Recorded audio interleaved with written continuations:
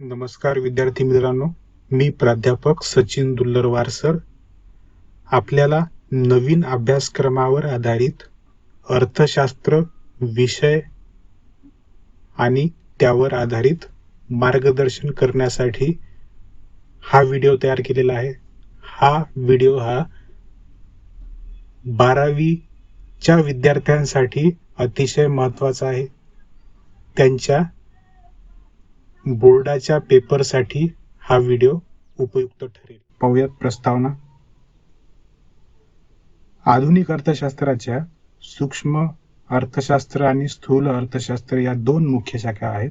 म्हणजे लहान किंवा दशलक्षावा भाग ही संज्ञा मायक्रॉस या ग्रीक शब्दापासून आली आहे.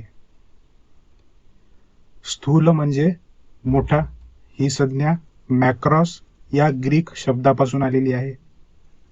या शब्दाचा वापर 1933 मध्ये ओस्लो विद्यापीठातील नॉर्वेजियन अर्थशास्त्रज्ञ जे रॅग्नर फ्रिश होते तर यांनी केला होता.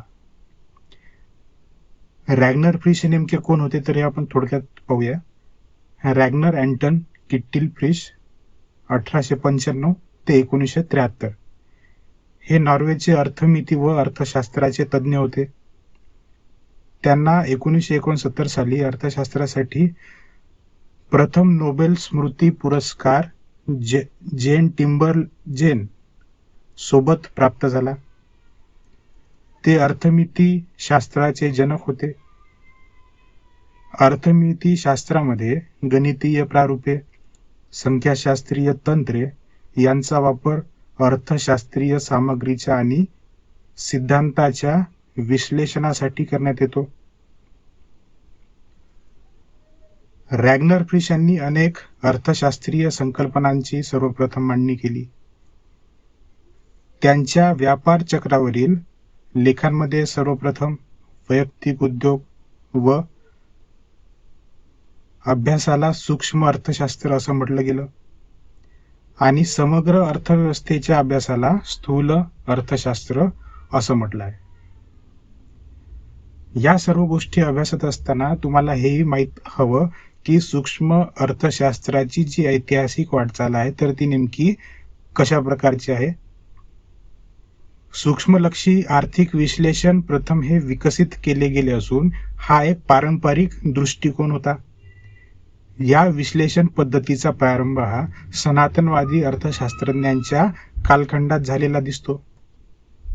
यात ॲडम स्मिथ, डेव्हिड रिकार्डो, जे.एस. मिल इत्यादींचा समावेश होतो. नवसनातनवादी अर्थशास्त्रज्ञ प्राध्यापक मार्शल यांनी सूक्ष्मलक्षी आर्थिक विश्लेषण लोकप्रिय करण्याचे काम केले. प्राध्यापक मार्शल यांचा अर्थशास्त्राची मूलतत्वे हा ग्रंथ 1890 मध्ये प्रकाशित झाला आणि अर्थशास्त्रज्ञ जसे प्राध्यापक पिगू आहेत, जे.आर. हिक्स, प्राध्यापक सॅम्युएल्सन, श्रीमती जॉन रॉबिन्सन इत्यादी शास्त्रज्ञांनी सूक्ष्म अर्थशास्त्राच्या विकासात मोलाचे योगदान दिलेले आपल्याला इथे दिसून येते. त्याचप्रमाणे स्थूल अर्थशास्त्राची देखील ऐतिहासिक वाटचाल आपल्याला इथे अभ्यासायची आहे. त्याच्यामध्ये आपण लक्षात घेऊ शकतो की सूक्ष्म अर्थशास्त्राच्या उत्क्रांती अगोदर स्थूल अर्थशास्त्र हा दृष्टिकोन अस्तित्वात होता. 16व्या व 17व्या शतकात व्यापारवादी विचारवंतांनी राष्ट्रीय उत्पन्न आणि संपत्ती या संकल्पनेचे विश्लेषण केले होते. 18व्या शतकात निसर्गवादी विचारवंतांनी सुद्धा म्हणजे जे फ्रेंच विचारवंत होते राष्ट्रीय उत्पन्न आणि संपत्ती या संकल्पनांचे विश्लेषण केलेले आहे. तसेच शासनाला ज्या शिफारसी केल्या आहेत किंवा धोरणं सुचवलेली आहेत तर ती स्थूल अर्थशास्त्राच्या आधारावर होती. तसेच सनातनवादी अर्थशास्त्रज्ञ प्राध्यापक ॲडम स्मिथ, प्राध्यापक रिकार्डो, प्राध्यापक जे.एस. मिल यांच्या सिद्धांतातही राष्ट्रीय उत्पन्न व राष्ट्रीय संपत्ती यांची चर्चा केलेली आहे. परंतु त्यांचे समग्रलक्षी विश्लेषण हे सूक्ष्मलक्षी विश्लेषणात मिसळून एकत्र केलेले आपल्याला दिसून येते. त्यांच्या सूक्ष्मलक्षी आर्थिक विश्लेषणाने 1930च्या जागतिक महामंदीपर्यंत अर्थशास्त्राच्या जगात राज्य केलेले आपल्याला लक्षात येते.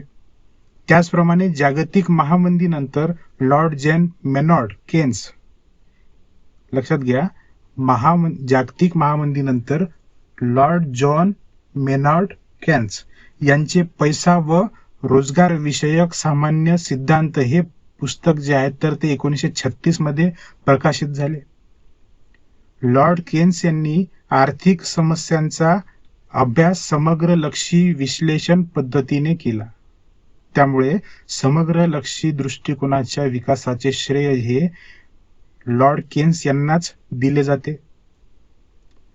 लॉर्ड केन्स यांच्या व्यतिरिक्त माल्थस, विक्सेल, वॉलरा, आयर्विंग फिशर इत्यादी अर्थशास्त्रज्ञांचे स्थूल अर्थशास्त्राच्या विकासात हे योगदान अत्यंत मोलाचे आहे, हे आपल्याला इथे लक्षात घ्यायचं आहे.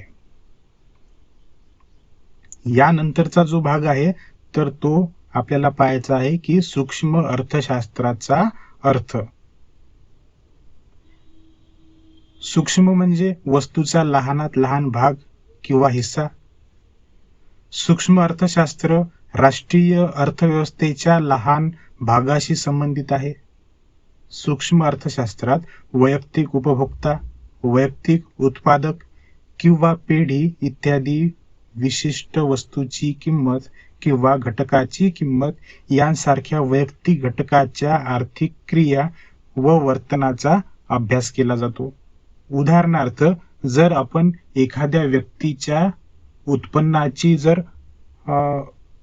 विचार करत असू तर त्या व्यक्तीचं उत्पन्न किंवा त्याने वापरलेल्या ज्या गोष्टी आहेत त्यासाठी त्याने जो केलेला खर्च असेल तर त्या सर्व गोष्टीचा इथे सूक्ष्म अर्थशास्त्रामध्ये विचार केला जातो. सूक्ष्म अर्थशास्त्राची व्याख्या करताना इथे लक्षात घ्यायचं आहे, मॉरिस डॉब या अर्थशास्त्रज्ञाने एक व्याख्या केलेली आहे की अर्थव्यवस्थेचे सूक्ष्मदर्शी अध्ययन म्हणजे सूक्ष्म अर्थशास्त्र होय. तर AP लर्नर यांनी एक व्याख्या केली आहे की सूक्ष्म अर्थशास्त्राद्वारे अर्थव्यवस्थेकडे जणू काही सूक्ष्म दर्शकाद्वारे पाहिले जाते. अर्थव्यवस्था रूपी शरीरातील लाखो पेशी म्हणजे व्यक्ती आणि कुटुंबे उपभोक्त्याच्या रूपाने आणि व्यक्ती व उत्पादन संस्था उत्पादकाच्या रूपाने अर्थव्यवस्थेच्या संचालनात कशा प्रकारे भूमिका पार पाडतात हे अभ्यासण्यासाठी सूक्ष्मलक्षी अर्थशास्त्र या पेशीकडे जणू काही सूक्ष्मदर्शकातून पाहते, अशा प्रकारची त्यांनी व्याख्या केलेली आहे.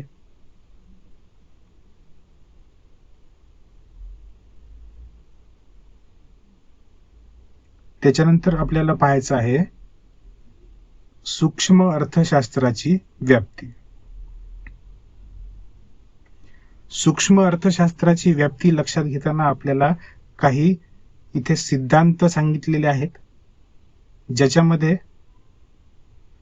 वस्तूच्या किंमत निश्चितेचे सिद्धांत आहेत. वैयक्तिक वस्तूच्या किमती बाजारपेठेतील मागणी व पुरवठ्याने निश्चित केल्या जातात.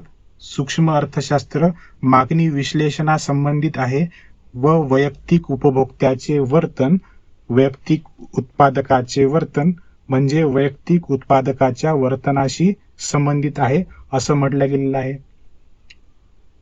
त्याच्यानंतर आहे उत्पादक घटकांचा किंमत निश्चितेचे सिद्धांत. सूक्ष्म अर्थशास्त्रात भूमी, श्रम, भांडवल, संयोजक हे घटक उत्पादन प्रक्रियेत सहभागी होतात.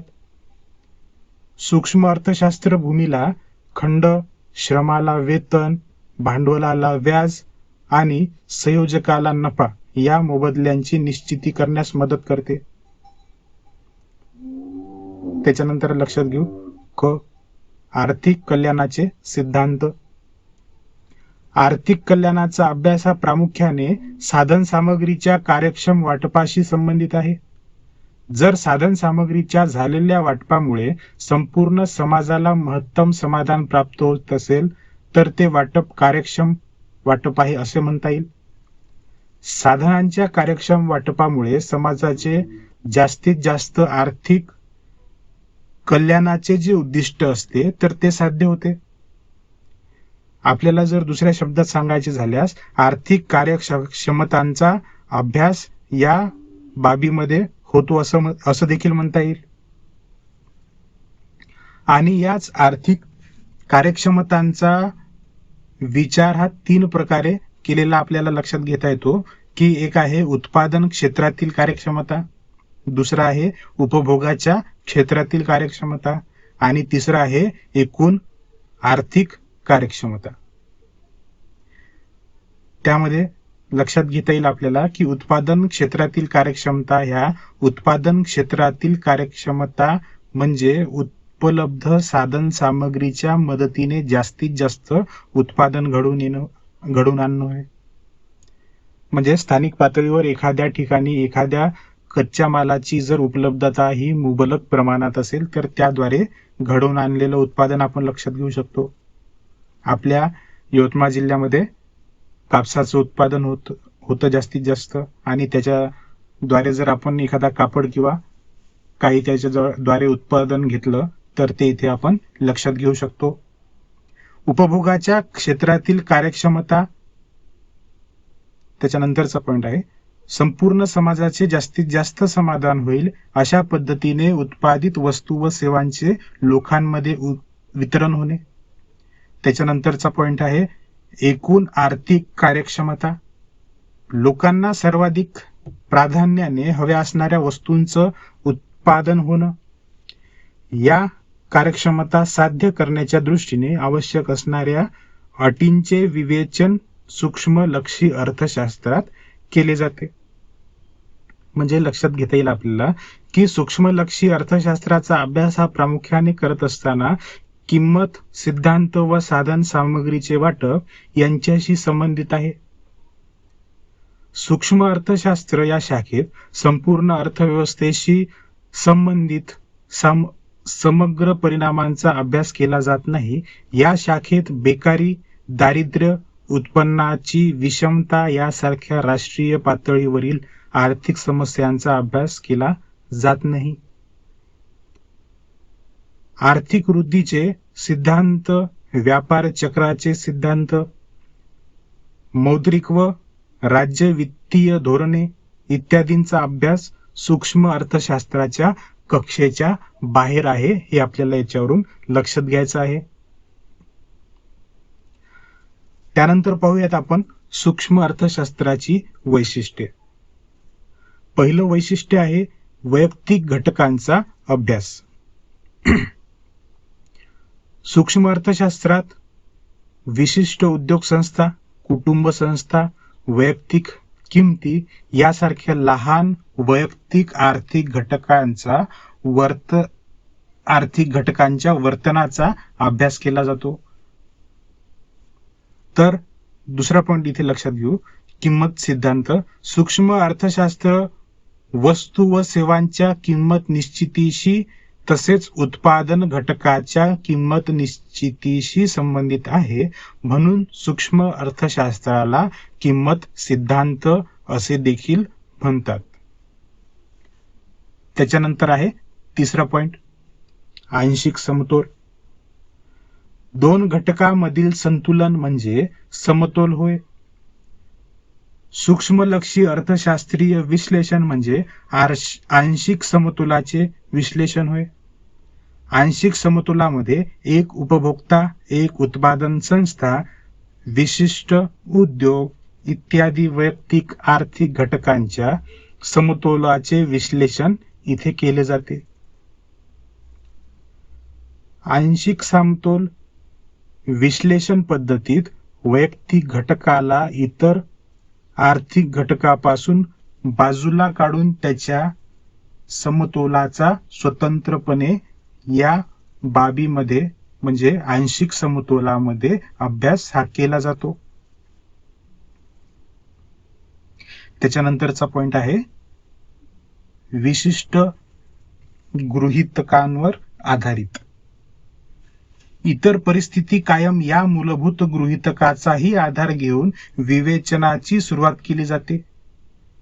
पूर्ण रोजगार, शुद्ध भांडवलशाही, पूर्ण स्पर्धा, सरकारचे निर्हस्तक्षेपाचे धोरण या गृहीतकांवर आधारित असते. या गृहीतकामुळे सिद्धांताचे विवेचन हे सोपे होते असे म्हटले जाते. त्याच्यानंतरचा आहे 5वा पॉइंट विभाजन पद्धत. सूक्ष्मलक्षी अर्थशास्त्रात अर्थव्यवस्थेचे लहानात लहान वैयक्तिक घटकांमध्ये विभाजन केले जाते व नंतर प्रत्येक घटकाचा स्वतंत्रपणे तपशीलवार अभ्यास केला जातो. म्हणजे सूक्ष्मलक्षी अर्थशास्त्रात विभाजन पद्धतीचा वापर केला जातो. उदाहरणार्थ राष्ट्रीय उत्पन्नातील वैयक्तिक उत्पन्नाचा अभ्यास, तसेच समग्र मागणीमधील वैयक्तिक मागणीचा अभ्यास. त्याच्यानंतरचा पॉइंट आहे सीमांत तत्वाचा वापर. सीमांत संकल्पना ही सूक्ष्म आर्थिक विश्लेषणाचे मुख्य साधन आहे. सीमांत परिणाम म्हणजे एका वाढीव नगामुळे एकूण परिमाणात होणारा बदल होय. सीमांत तत्वाचा वापर सूक्ष्म बदलांचा परिणाम उत्पादक व उपभोक्त्याचे आर्थिक निर्णय घेताना केला जातो असं देखील इथे आपल्याला म्हणता येईल. त्याच्यानंतरचा पॉइंट आहे बाजार रचनेचे विश्लेषण. सूक्ष्म अर्थशास्त्र पूर्ण स्पर्धा, मक्तेदारीयुक्त स्पर्धा, मक्तेदारी, अल्पाधिकार बाजार या विविध बाजार रचनांचे विश्लेषण करते किंवा त्यावर आधारित माहिती ही आपल्याला प्रदान करते असं देखील आपण म्हणू शकतो. त्याच्यानंतरचा पॉइंट आहे शेवटचा 8वा पॉइंट मर्यादित व्याप्ती. सूक्ष्म अर्थशास्त्राची व्याप्ती तेजी मंदी, व्यवहार तोल, राष्ट्रीय उत्पन्न, दारिद्र्य, बेरोजगारी, लोकसंख्या, आर्थिक वृद्धी यांसारख्या राष्ट्रव्यापी आर्थिक समस्यांशी संबंधित नसून फक्त वैयक्तिक घटकांपुरती मर्यादित आहे असं आपल्याला यावरून लक्षात घ्यायचं आहे. त्याच्यानंतर आपण पाहू सूक्ष्म अर्थशास्त्राचे महत्व. त्याच्यामधला पहिला पॉइंट आहे किंमत निर्धारण. विविध वस्तूंच्या किंमती तसेच विविध उत्पादन घटकाच्या किंमती यांचे स्पष्टीकरण करण्यास सूक्ष्म अर्थशास्त्र मदत करते.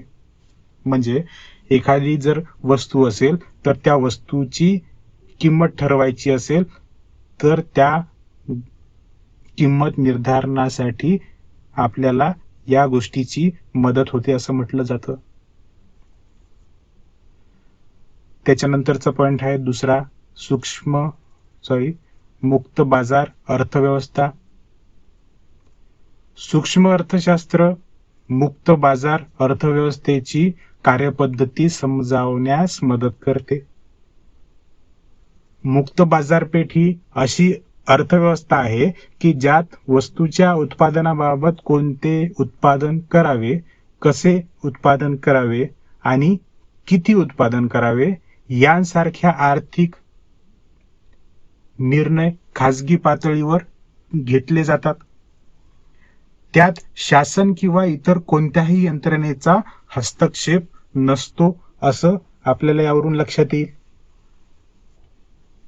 त्याच्यानंतरचा पॉइंट आहे विदेशी व्यापार. सूक्ष्म अर्थशास्त्र हे जकात शुल्काचे विशिष्ट वस्तूवरील परिमाण, कोणत्याही दोन देशांच्या चलन विनिमय दराची निश्चिती, आंतरराष्ट्रीय व्यापारातील फायदे यांसारख्या विदेशी व्यापारातील विविध पैलूंचे स्पष्टीकरण करण्यास मदत करते असं म्हटलं गेलं आहे. चौथा पॉइंट आहे आर्थिक प्रारूपांची निर्मिती. सूक्ष्म अर्थशास्त्र सुलभ प्रारूपाद्वारे विविध गुंतागुंतीच्या आर्थिक परिस्थितीचे आकलन करण्यास सहाय्य करते. विविध संज्ञा, संकल्पना, परिभाषा, नवीन आर्थिक विश्लेषणाची साधने यांसारखे महत्त्वपूर्ण योगदान सूक्ष्म अर्थशास्त्राद्वारे दिले आहे. त्याच्यानंतरचा पॉइंट आहे व्यावसायिक निर्णय. व्यावसायिकांना महत्त्वपूर्ण व्यावसायिक निर्णय घेण्यास सूक्ष्म आर्थिक सिद्धांत मदत करतात. या निर्णयामध्ये उत्पादन खर्चाची निश्चिती, वस्तूंची किंमत निश्चिती, महत्तम उत्पादन आणि नफा इत्यादींचा समावेश होतो. त्याच्यानंतरचा पॉइंट आहे शासनास उपयुक्त. सरकारी कर धोरण, सार्वजनिक खर्च धोरण, किंमत धोरण यांसारख्या आर्थिक धोरणांची आखणी करण्यासाठी सूक्ष्म अर्थशास्त्र हे उपयुक्त ठरते. ही धोरणे संसाधनांचे कार्यक्षम वितरण करण्यासाठी आणि सामाजिक आर्थिक कल्याणाच्या प्रसारासाठी शासनात मदत करतात असं म्हटलं जातं. त्याच्यानंतरचा शेवटचा पॉइंट आहे कल्याणकारी अर्थशास्त्राचा आधार.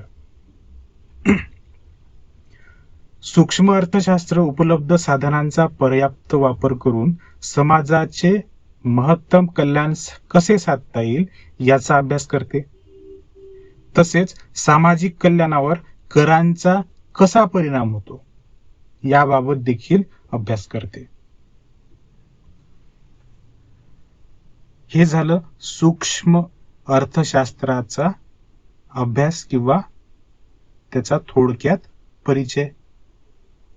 त्याच्यानंतर आपल्याला लक्षात घ्यायचं आहे स्थूल अर्थशास्त्राचा अर्थ. स्थूल अर्थशास्त्र संपूर्ण अर्थव्यवस्थेचे विश्लेषण करणारी अर्थशास्त्राची एक शाखा आहे. उदाहरणार्थ एकूण रोजगार, राष्ट्रीय उत्पन्न, राष्ट्रीय उत्पादन, एकूण गुंतवणूक, एकूण उपभोग, एकूण बचत, सर्वसाधारण किंमत, व्याजदर पातळी, व्यापार चक्रातील चढउतार, व्यवसायातील चढउतार इत्यादी स्थूल अर्थशास्त्र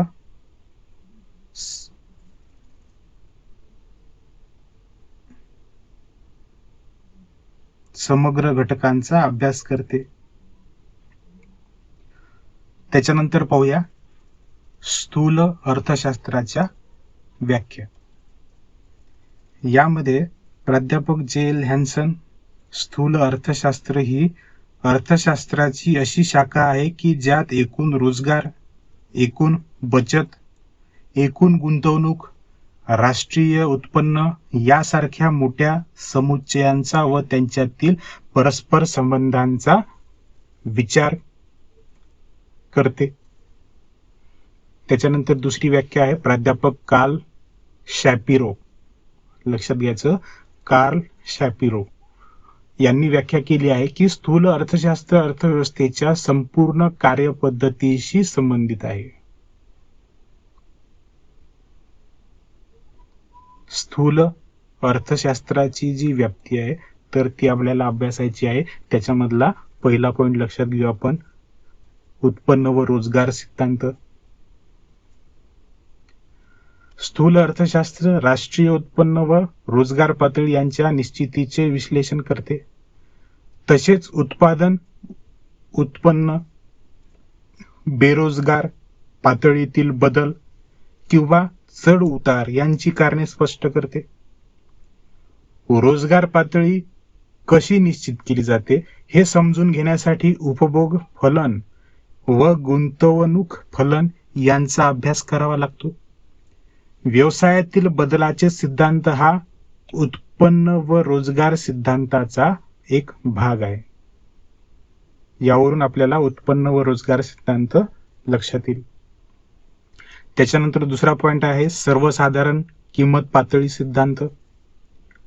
स्थूल अर्थशास्त्र सर्वसाधारण किंमत पातळी कशी निश्चित होते आणि त्यातील चढउताराची कारणे याविषयी विश्लेषण करते. त्यामुळे तेजी व मंदी सामान्य पातळीमुळे निर्माण होणाऱ्या बदलांचे विश्लेषण करते. तेजी आणि मंदीने निर्माण होणाऱ्या समस्यांमुळे सर्वसाधारण किंमत पातळीचा अभ्यास इथे करणं महत्वाचा ठरतो असं म्हटलं गेलं आहे. त्याच्यानंतरचा पॉइंट आहे तिसरा, आर्थिक वृद्धी आणि विकासाचे सिद्धांत. स्थूल अर्थशास्त्रात विकसित आणि विकसनशील देशांतील आर्थिक वृद्धी व विकासासंबंधित सिद्धांताचा समावेश होतो. त्यात अल्पविकास आणि दारिद्र्य यांची कारणे कार्यपद्धतीचे स्पष्टीकरण केले जाते. तसेच आर्थिक व विकासाचा वेग वाढवण्याची व्यूहरचना सुचवली जाते. यावरून आपल्याला आर्थिक वृद्धी आणि विकासाचे सिद्धांत लक्षात घेता येईल. त्याच्यानंतरचा पॉइंट आहे विभाजनाच्या समग्रलक्षी सिद्धांत. स्थूल अर्थशास्त्रीय सिद्धांत एकूण राष्ट्रीय उत्पन्नातील खंड, वेतन, व्याज व नफा यांच्याशी संबंधित सापेक्ष भागाशी निगडित आहे. हे आपल्याला याच्यावरून लक्षात घ्यायचं आहे. इथे काही स्थूल अर्थशास्त्राची वैशिष्ट्ये आपल्याला लक्षात घ्यावी लागतात. त्याच्यामधलं पहिलं वैशिष्ट्य आहे समग्र घटकांचा अभ्यास. स्थूल अर्थशास्त्र संपूर्ण अर्थव्यवस्थेचा अभ्यास करते. उदाहरणार्थ आपण पाहू शकतो, राष्ट्रीय उत्पन्न आहे, राष्ट्रीय उत्पादन आहे, राष्ट्रीय रोजगार आहे, सर्वसाधारण किंमत पातळी आहे, व्यापार चक्र आहे, इत्यादी गोष्टींचा समग्र घटकामध्ये अभ्यास होतो. दुसरा वैशिष्ट्य आहे उत्पन्न सिद्धांत. स्थूल अर्थशास्त्र राष्ट्रीय उत्पन्नाची संकल्पना, त्यांचे विविध घटक, मापन पद्धती आणि सामाजिक लेखांकनाचा अभ्यास करते. ते एकूण मागणी व एकूण पुरवठ्याशी संबंधित आहे. तसेच राष्ट्रीय उत्पन्नातील चढ उतार, व्यापार चक्रातील तेजी मंदी या कारणांचे व बदलांचे स्पष्टीकरण हे उत्पन्न सिद्धांतामध्ये आपल्याला पाहता येतं. त्याच्यानंतरचा पॉइंट आहे सर्वसाधारण समतोलाचे विश्लेषण. स्थूल अर्थशास्त्र घटकाच्या वर्तनाशी आणि त्यांच्या कार्यपद्धतीशी संबंधित आहे. सर्वसाधारण समतोल संपूर्ण अर्थव्यवस्थेतील मागणी, पुरवठा व किंमत यांच्या वर्तनाशी निगडित आहे असं म्हटलं गेलेलं आहे. म्हणजे याच्यावरून आपल्याला लक्षात घेता येईल की सर्वसाधारण समतोलाचे विश्लेषण हे आपल्याला या सर्व बाबींवर अवलंबून आहे, हे याच्यावरून लक्षात येईल. त्याच्यानंतर आहे चौथा पॉइंट, परस्पर अवलंबन. स्थूल विश्लेषणात हे एकूण आर्थिक चले, उदाहरणार्थ उत्पन्न, उत्पादन, रोजगार, गुंतवणूक, किंमत पातळी यांसारख्या आर्थिक चलांचे परस्परावलंबन लक्षात घेतले जाते. उदाहरणार्थ गुंतवणूक पातळीत होणाऱ्या घटकांचा बदलांचा अंतिम परिणाम एकूण उत्पादन, उत्पन्न, रोजगार आणि अखेरीस आर्थिक वृद्धीच्या पातळीवर होतो असं म्हटलं गेलेलं आहे. म्हणजे याचा परस्परावलंबन हे आपल्याला याच्यावरून लक्षात येतं. त्याच्यानंतरचा पॉइंट आहे राशी पद्धत. राशी पद्धतीत एका घटकाचा अभ्यास नसून संपूर्ण अर्थव्यवस्थेचा अभ्यास केला जातो. प्राध्यापक बोल्डिंग यांच्या मते जंगल म्हणजे संपूर्ण झाडांचा समुच्चय असतो, परंतु त्यात एका विशिष्ट झाडांची गुणवैशिष्ट्ये दिसून येत नाहीत. यातून सूक्ष्म अर्थशास्त्र व स्थूल अर्थशास्त्र यामधील आपल्याला फरक लक्षात घेता येतो. नंतरचा पॉइंट आहे 6वा, वृद्धीचे प्रारूपे. स्थूल अर्थशास्त्रात आर्थिक वृद्धी व आर्थिक विकासातील विविध घटकांचा अभ्यास केला जातो. स्थूल अर्थशास्त्र वृद्धीचे प्रारूपे विकसित करण्यासाठी उपयुक्त ठरते. आर्थिक विकासाच्या अभ्यासासाठी ही प्रारूपे उपयोगी ठरतात असं म्हटलं जातं. विकासाच्या वृद्धी अभ्यासासाठी उदाहरणार्थ आपण पाहू की मूलभूत व अवजड उद्योगांवर भर देणारे महालनोबिस वृद्धी प्रारूप हे त्याच्यावरच एक उदाहरण आपल्याला सांगता येईल. त्याच्यानंतरचा पॉइंट आहे 7वा, सर्वसाधारण किंमत पातळी. स्थूल अर्थशास्त्रात सर्वसाधारणपणे किंमत पातळी निश्चिती व त्यातील बदल यांचा अभ्यास असतो. सर्वसाधारण किंमत पातळी म्हणजे अर्थव्यवस्थेतील सद्यस्थितीत उत्पादित केलेल्या सर्व वस्तू व सेवांच्या किमतीची सरासरी होय. त्याच्यानंतरचा पॉइंट आहे शेवटचा, धोरणाभिमुख. लॉर्ड केन्स यांच्या मते स्थूल अर्थशास्त्र हे आर्थिक समस्या सोडवणाऱ्या धोरणांची चर्चा करणारे शास्त्र आहे. उदाहरणार्थ भाववाढ नियंत्रण, रोजगार निर्मिती, अर्थव्यवस्थेला मंदीतून बाहेर काढणे इत्यादी. म्हणजे या ज्या अडचणी आहेत तर त्या अडचणींवर तोडगा काढण्यासाठी किंवा त्याच्यावर नियंत्रण करण्यासाठी, म्हणजे जर एखाद्या वेळेस भाववाढ होत असेल तर ती भाववाढ होऊ नये किंवा त्याच्यावर नियंत्रण राहावं यासाठी अर्थव्यवस्थेला बंदीतून बाहेर काढण्यासाठी हे धोरणाभिमुख तत्व आपल्याला महत्वाचं ठरतं. त्याच्यानंतरचा पॉइंट आहे स्थूल अर्थशास्त्राचे महत्व. त्याच्यामधला पहिला पॉइंट आपण लक्षात घेऊ शकतो, अर्थव्यवस्थेची कार्यपद्धती. स्थूल आर्थिक विश्लेषण आपल्याला आर्थिक व्यवस्थेच्या कार्यपद्धतीची कल्पना देते. हे विश्लेषण व्यापक आणि गुंतागुंतीच्या अर्थव्यवस्थेतील एकूण आर्थिक चलाचे वर्तन समजून घेण्यास सहाय्य करते असं म्हटलं गेलं आहे. त्याच्यानंतरचा पॉइंट आहे आर्थिक चढ-उतार. उत्पन्नातील चढ-उतार, उत्पादन आणि रोजगारातील चढ-उतारांची कारणे तसेच त्यांचे नियंत्रण आणि त्यांची तीव्रता कमी करण्यासाठी स्थूल अर्थशास्त्राचे विश्लेषण मदत करते.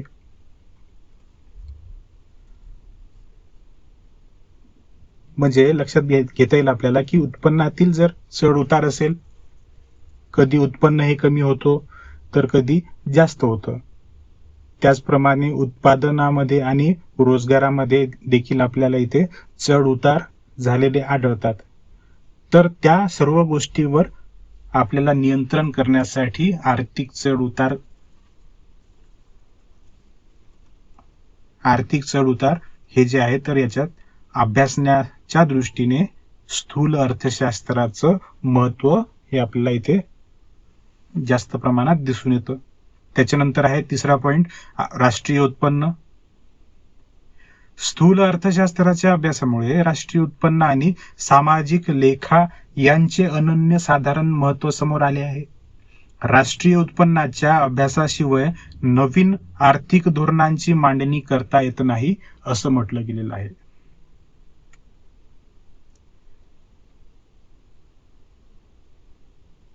म्हणजे लक्षात घ्यायचं आहे की ज्यावेळेस राष्ट्रीय उत्पन्नाच्या बाबींचा आपण विचार करत असू तर त्या सर्व बाबी ठरवण्यासाठी नवीन आर्थिक धोरणांची मांडणी किंवा ते जे धोरण आहे तर ते धोरण इथे महत्वाची भूमिका पार पाडतं किंवा त्या धोरणांची मांडणी करण्यासाठी राष्ट्रीय उत्पन्नाचं अभ्यास राष्ट्रीय उत्पन्नाचा अभ्यास इथे महत्वाचा आहे असं आपल्याला याच्यावरून लक्षात घेता येईल. त्याच्यानंतर आहे आर्थिक विकास. स्थूल अर्थशास्त्रातील प्रगत अध्ययनामुळे विकसनशील देशातील राष्ट्रीय उत्पन्न, दारिद्र्य व संपत्तीतील विषमता, लोकांच्या राहणीमानातील फरक इत्यादी समस्या समजण्यास मदत करते आणि ते आर्थिक विकास साध्य करण्यासाठी मदत करते असं आपल्याला ह्या आर्थिक विकासाच्या पॉइंटवरून लक्षात घ्यायचं आहे. त्याच्यानंतरचा पॉइंट आहे अर्थव्यवस्थेची कामगिरी. अर्थव्यवस्थेच्या कामगिरीचे विश्लेषण करण्यासाठी स्थूल अर्थशास्त्र मदत करते. राष्ट्रीय उत्पन्नाच्या आकडेवारीचा उपयोग दीर्घकाळात अर्थव्यवस्थेच्या कामगिरीचे मापन करण्यासाठी केला जातो. एका कालावधीतील उत्पादित वस्तू व सेवांची तुलना दुसऱ्या कालावधीतील उत्पादित वस्तू व सेवांशी केली जाते. यावरून आपल्याला अर्थव्यवस्थेची कामगिरी लक्षात घेता येते. म्हणजे जर राष्ट्रीय उत्पन्नाच्या आकडेवारीचा उपयोग दीर्घकाळात अर्थव्यवस्थेच्या कामगिरीचे मापन करण्यासाठी केला जातो. एका कालावधीतील उत्पादित वस्तू व सेवांची तुलना दुसऱ्या कालावधीतील उत्पादित वस्तू व सेवांशी केली जाते. म्हणजे याच्यावरून आपण पडताळणी किंवा एकमेकांमध्ये असणारा जो फरक आहे तर तो इथे आपण दर्शवू शकतो किंवा त्याचा अंदाज आपण इथे लावू शकतो. त्याच्यानंतरचा पॉइंट आहे सूक्ष्म आर्थिक चलांचा अभ्यास. अर्थव्यवस्थेचे कार्य समजून घेण्यासाठी स्थूल आर्थिक चलांचा अभ्यास करणे महत्वाचे आहे. आपल्या अर्थव्यवस्थेतील मुख्य आर्थिक समस्या या एकूण उत्पन्न, उत्पादन व रोजगार आणि सामान्य किंमत पातळी यांसारख्या आर्थिक चलांशी संबंधित आहे. हे आपल्याला यावरून लक्षात घेता येईल. त्याच्यानंतरचा पॉइंट आहे सामान्य रोजगार पातळी. स्थूल अर्थशास्त्र रोजगाराची सर्वसाधारण पातळी आणि उत्पादनाचे विश्लेषण करण्यास मदत करते. म्हणजे देशामध्ये एकूण असणारी रोजगाराची पातळी ही नेमकी कितपत आहे किंवा त्यांचं प्रमाण कितपत आहे. त्याचप्रमाणे उत्पादनाचं देशामध्ये होणारं जे उत्पादन आहे तर त्याचं विश्लेषण करण्यासाठी सामान्य रोजगार पातळीचा इथे आपण अभ्यास करू शकतो असं आपल्याला याच्यावरून लक्षात घेता येईल. त्याचप्रमाणे एक लक्षात घेता येईल आपल्याला की तुलनेसाठी आपण काही गोष्टी इथे लक्षात घेऊ शकतो.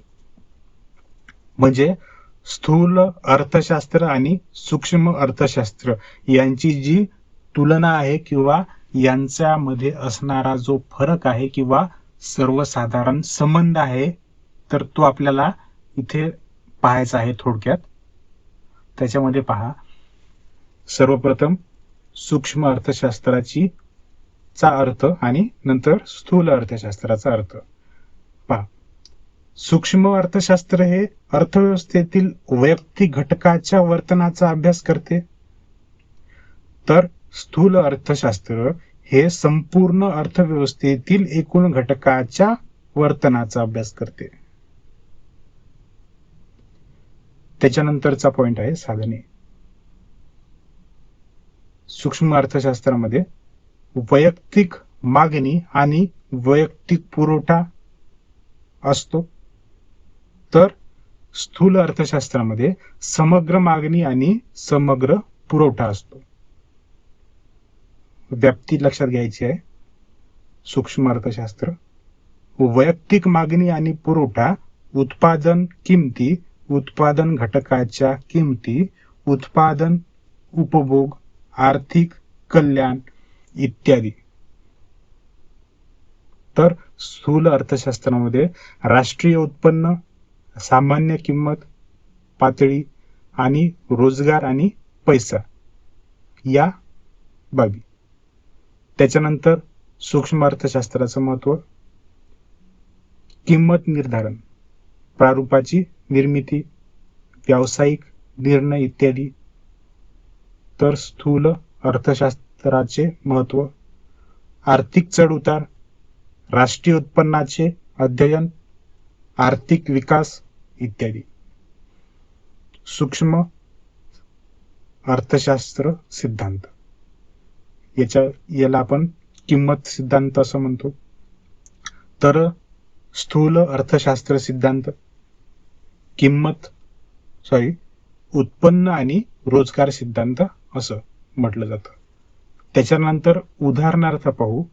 उदाहरण आहे त्याचे.